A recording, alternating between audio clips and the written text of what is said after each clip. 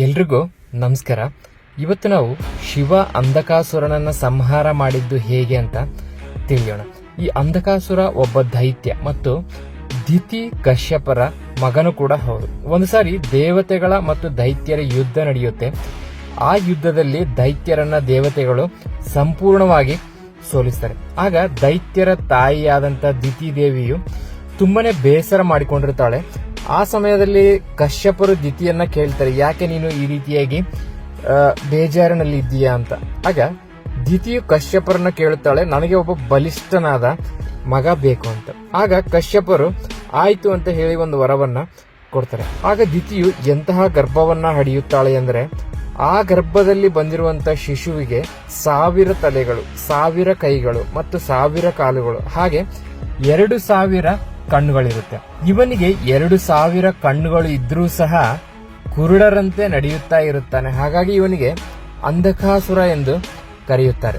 ಕಶ್ಯಪರು ದಿತಿ ದೇವಿಗೆ ಹೇಳುತ್ತಾರೆ, ಇವನು ಹುಟ್ಟಿದಾಗ ಇವನು ಯಾವುದೇ ಕಾರಣಕ್ಕೂ ಕೂಡ ಶಿವನ ಸಹವಾಸಕ್ಕೆ ಹೋಗಬಾರದು, ಅಂದ್ರೆ ಶಿವನ ತಂಟೆಗೆ ಹೋಗಬಾರದು. ಶಿವನ ತಂಟೆಗೆ ಹೋದರೆ ಇವನ ಮರಣ ಖಚಿತ ಎಂದು.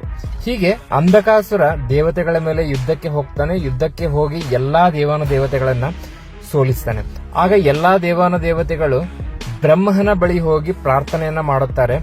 ಅಂಧಕಾಸುರನ ಕಾಟ ನಮಗೆ ವಿಪರೀತವಾಗಿದೆ, ಹಾಗಾಗಿ ಈ ಅಂಧಕಾಸುರನನ್ನ ಸಂಹಾರ ಮಾಡಬೇಕು ಅಂತ ಬ್ರಹ್ಮದೇವರ ಹತ್ತಿರ ಪ್ರಾರ್ಥನೆಯನ್ನ ಮಾಡ್ತಾರೆ. ಆಗ ಬ್ರಹ್ಮದೇವರು ಹೇಳ್ತಾರೆ, ಅಂಧಕಾಸುರನನ್ನ ಸಂಹಾರ ಮಾಡುವುದು ಎಂದ್ರೆ ಅದು ಶಿವ ಮಾತ್ರ ಅಂತ.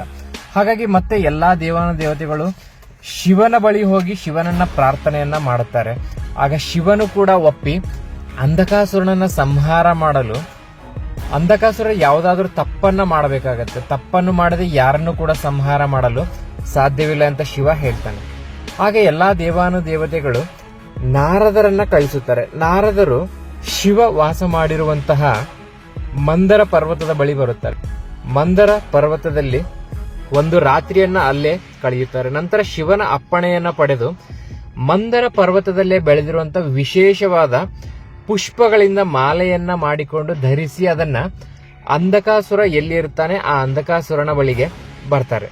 ಆಗ ಅಂಧಕಾಸುರ ನಾರದರಿಗೆ ಆತಿಥ್ಯವನ್ನ ಮಾಡಿ ನಾರದರು ಧರಿಸಿರುವಂತ ಆ ಪುಷ್ಪದ ಬಗ್ಗೆ ಕೇಳ್ತಾನೆ. ಈ ಪುಷ್ಪವು ತುಂಬಾನೇ ಸುಗಂಧ ಭರಿತವಾದ ಪರಿಮಳವನ್ನ ಬೀರ್ತಾ ಇದೆ. ಈ ಒಂದು ಪುಷ್ಪದ ಮಾಲೆಯನ್ನ ನೀವು ಎಲ್ಲಿಂದ ಹಾಕಿಕೊಂಡು ಬಂದಿರಿ ಎಂದು. ಆಗ ನಾರದರು ಆ ಮಂದರ ಪರ್ವತದ ಕುರಿತು ತುಂಬಾನೇ ವಿಶೇಷವಾದ ಮಾಹಿತಿಗಳನ್ನ ನೀಡ್ತಾರೆ.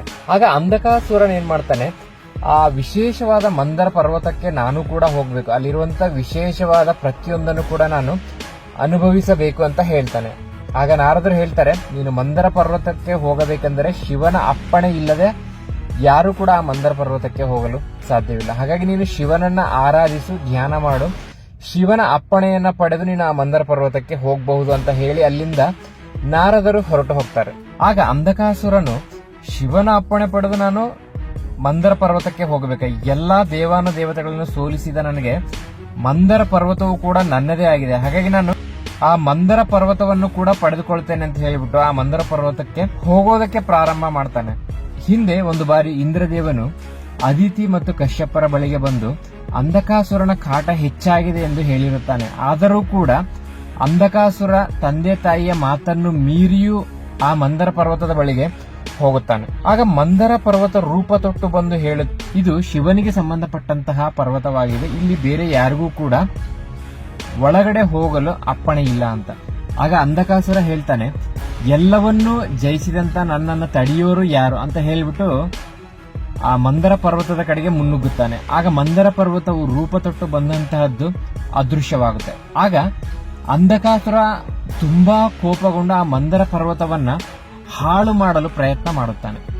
ಆಗ ಶಿವ ಮತ್ತು ಅಂಧಕಾಸುರನಿಗೆ ಅತ್ಯಂತ ಘೋರವಾದ ಯುದ್ಧ ನಡೆಯುತ್ತೆ. ಆ ಒಂದು ಯುದ್ಧದಲ್ಲಿ ಶಿವನು ಅಂಧಕಾಸುರನನ್ನ ಸಂಹಾರ ಮಾಡುತ್ತಾನೆ.